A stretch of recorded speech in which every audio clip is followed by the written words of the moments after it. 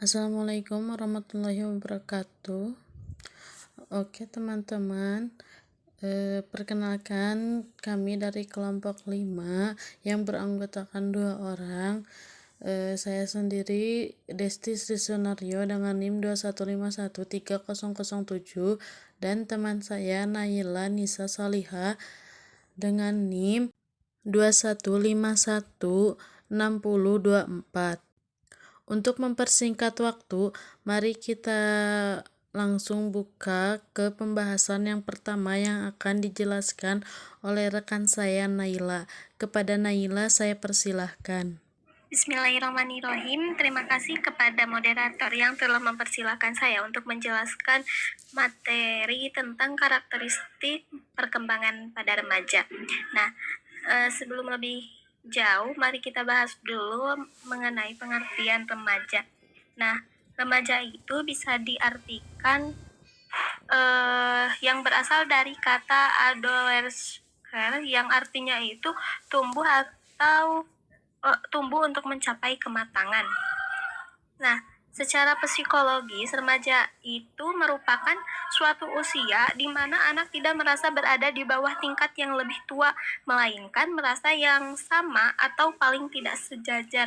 Jadi masa dewasa itu merupakan segmen perkembangan individu yang sangat penting, yang mana masa remaja itu diawali dengan matangnya organ-organ fisik sehingga mampu bereproduksi. Selanjutnya ada ciri-ciri perkembangan remaja. Nah, salah satu dari ciri-ciri perkembangan remaja itu ada perkembangan remaja, ada perkembangan kognitif, dan ada perkembangan emosi, perkembangan moral, dan perkembangan kepribadian. Nah, perkembangan remaja itu merupakan salah satu di antara dua masa rentang kehidupan individu di mana terjadi pertumbuhan fisik yang sangat pesat gitu. Terus yang kedua itu ada perkembangan kognitif. Nah, perkembangan kognitif pada usia 12 sampai 20 tahun, proses pertumbuhan otak mencapai kesempurnaan. Nah, pada usia 16 tahun, berat otak sudah menyamai orang dewasa. Pada masa remaja terjadi reorganisasi lingkaran syaraf lob frontal, yang mana lingkaran syaraf itu berfungsi sebagai kegiatan kognitif tingkat tinggi, yaitu seperti kemampuan merumuskan perencanaan strategis atau mengambil keputusan. Lob frontal ini berkembang sampai si orang tersebut itu mencapai usia 20 tahun lebih dan sangat berpengaruh gitu pada kemampuan intelektual remaja, seperti halnya anak usia 12 tahun. Dilanjut ke yang ketiga, yaitu perkembangan emosi. Nah, pada masa remaja merupakan puncak emosionalitas. Nah, yang mana perkembangan emosinya itu sangat tinggi gitu. Jadi belum stabil jadi dalam masa puncak-puncaknya emosionalitas gitu. Nah, selanjutnya itu ada perkembangan moral. Pada masa remaja berkembang sosial cognition, yaitu kemampuan untuk memahami orang lain. Nah, remaja memahami orang lain sebagai individu yang unik, baik menyangkut sifat-sifat pribadi, minat, nilai-nilai maupun perasaannya. Selanjutnya itu ada perkembangan kepribadian, di mana sifat-sifat kepribadian itu mencerminkan perkembangan fisik, emosional, sosial, kognitif, dan nilai-nilai. Nah, pada masa remaja paling penting bagi pengembangan dan integrasi kepribadian. Nah, ada faktor-faktor yang tampak terjadi perubahan kepribadian pada masa remaja, yaitu ada perolehan pertumbuhan fisik, yang mana pada masa remaja itu bisa menyerupai orang-orang dewasa. Terus kematangan sosial yang disertai dengan dorongan-dorongan dan emosi baru. Dan yang selanjutnya itu ada kesadaran terhadap diri dan ada kebutuhan akan persahabatan yang bersifat heteroseksual dan berteman dengan pria maupun dengan wanita. Nah, mungkin hanya itu yang dapat saya sampaikan. Terima kasih kepada moderator. Dan saya kembalikan lagi kepada moderator. Terima kasih. Baik, terima kasih kepada rekan saya Naila yang telah memaparkan materinya. Untuk materi selanjutnya yaitu akan dijelaskan oleh saya sendiri tentang karakteristik perkembangan remaja. Yang pertama itu perkembangan sosial. Pada masa remaja berkembang sosial kognitif, yaitu kemampuan untuk memahami orang lain. Remaja memahami orang lain sebagai individu yang unik, baik menyangkut sifat pribadi, minat, nilai-nilai maupun perasaannya. Dalam hubungan persahabatan, remaja memilih teman yang memiliki kualitas psikologi yang relatif sama dengan dirinya sendiri atau sepemikiran, baik menyangkut sikap, nilai, dan kepribadian. Apabila kelompok atau teman sebaya yang diikuti atau diimitasinya itu menampilkan sikap dan perilaku yang secara moral atau agama dapat dipertanggungjawabkan, seperti kelompok remaja yang taat beribadah, memiliki budi pekerti yang luhur, rajin belajar, dan aktif dalam kegiatan-kegiatan sosial, maka kemungkinan remaja tersebut akan menampilkan pribadinya yang baik. Nah, untuk karakteristik penyesuaian sosial remaja ada 3 lingkungan.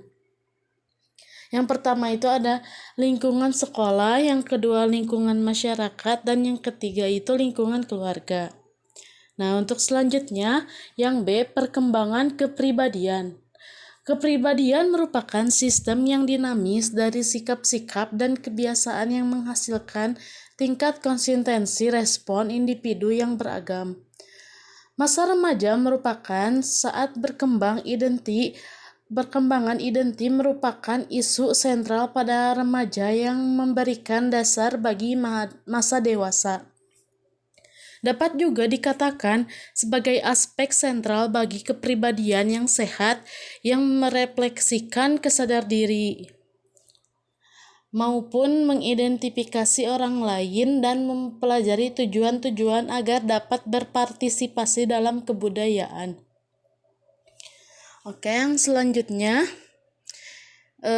dalam mengelaborasi teori Erikson tentang identitas remaja, James Mardikan mengemukakan bahwa ada 4 alternatif bagi remaja dalam menguji diri dan pilihannya, yaitu yang ke-1, identity environment, berarti bahwa setelah remaja memahami pilihan yang realistis, maka dia harus membuat pilihan dan berperilaku sesuai dengan pilihannya. Yang kedua, identity foreclosure, berarti menerima pilihan orang tua tanpa mempertimbangkan pilihan-pilihan yang lain. Nah, untuk yang ketiga itu bisa dibaca ya, moratorium atau berarti penundaan dalam komitmen remaja terhadap pilihan-pilihan aspek pribadi atau okupasi. Yang keempat itu adalah identity diffusion, berarti kebingungan tentang diri sendirinya dan mau apa dalam hidupnya. Nah, selanjutnya perkembangan identitas ini dipengaruhi oleh beberapa faktor, di antaranya sebagai berikut. Yang ke-1 itu adalah iklim keluarga yang berkaitan dengan interaksi sosial antar anggota keluarga, sikap dan perilaku orang tua terhadap anak. Yang kedua itu adalah tokoh idola, yaitu orang-orang yang dipersepsi oleh remaja sebagai figur yang memiliki posisi di masyarakat. Yang ketiga itu adalah peluang perkembangan diri, di mana untuk melihat ke depan dan menguji dirinya dalam setting kehidupan yang beragam. Nah, yang ketiga itu adalah ada perkembangan kesadaran beragama. Kesadaran beragama remaja dapat dibedakan menjadi 2. Yang ke-1 itu adalah remaja awal sekitar usia 13 tahun sampai 16 tahun.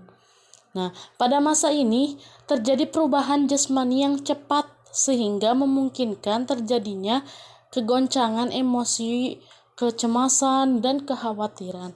Bahkan kepercayaan beragama yang telah tumbuh pada umur sebelumnya mungkin pula mengalami kegoncangan. Goncangan dalam keagamaan ini mungkin muncul karena disebabkan oleh faktor internal maupun eksternal. Faktor internal berkaitan dengan matangnya organ seks yang mendorong remaja untuk memenuhi kebutuhan tersebut. Nah, untuk yang kedua itu adalah remaja akhir, di mana berkisaran 17 tahun sampai 21 tahun. Nah, secara psikologis masa ini merupakan permulaan masa dewasa, emosinya mulai stabil dan pemikirannya juga mulai matang. Dalam kehidupan beragama, remaja sudah mulai melibatkan diri ke dalam kegiatan-kegiatan keagamaan. Remaja itu sudah dapat membedakan agama sebagai ajaran yang manusia. Sebagai penganut diantaranya ada yang sahih dan ada juga yang tidak sahih. Nah, selanjutnya salah satu tugas perkembangan yang diukur adalah keimanan dan ketakwaan kepada Tuhan Yang Maha Esa, yang menghasilkan sebagai berikut. 1. Mengembangkan pemahaman agama. 2. Meyakini agama sebagai pedoman hidup. Yang ketiga, meyakini bahwa setiap perbuatan manusia tidak lepas dari pengawasan Tuhan. Yang keempat, meyakini kehidupan akhirat. Yang kelima, meyakini bahwa Tuhan Maha Penyayang dan Maha Pengampun. Yang keenam, melaksanakan sholat, mempelajari kitab suci, berdoa kepada Tuhan, mendoakan orang tua, menghindari diri dari perbuatan dilarang oleh agama dan Tuhan, menghormati kedua orang tua, bersabar dan bersyukur, dan lainnya. Mungkin cukup sekian pemaparan dari kelompok kami. Bila mana ada pertanyaan, silahkan ditulis di kolom komentar. Wassalamualaikum warahmatullahi wabarakatuh.